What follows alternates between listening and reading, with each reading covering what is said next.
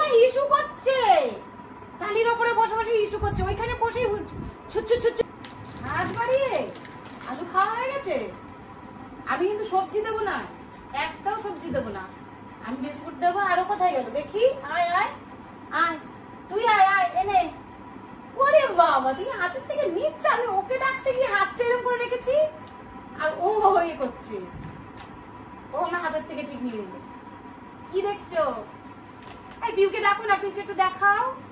পিউ, এই দেখে যাই, তোর বন্ধু এসেছে, ডাকছে,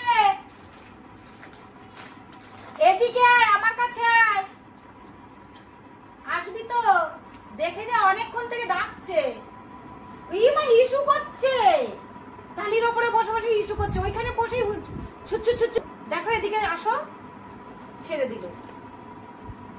আয় আয়, তুই আয়, আমি তোকে দেবো কেন সবসময়? ও আয় আয় আয় আয় আয় আয়, ওই যে পিউ দিদি আসছে, দেখ তোর পিউ দিদি আসছে, দেখ। আয় আয়, এ পিউ দিদি, পিউ দিদি আয় আয়, দেখ দেখ ও আসছে না কিন্তু। আয় আয়, তুই আয়, আমি কিন্তু তোকে হাত দেবো না, আমি কিন্তু তোকে হাত দেবো না, কিন্তু ভালো লাগছে না কিন্তু। খাও খাও করে খাচ্ছে, আর সেই ভয়ে ওরা সব বেরিয়ে গেছে, যে যার জায়গা থেকে খাবার জোগাড় করে খাবে রাত্রিবেলা। ওরা কিন্তু বোঝে, অনেক আগের থেকেই বোঝে যে কিছু একটা হতে চলেছে, যে কারণে ওরা যে যার জায়গায়। আচ্ছা তুই আয় আয়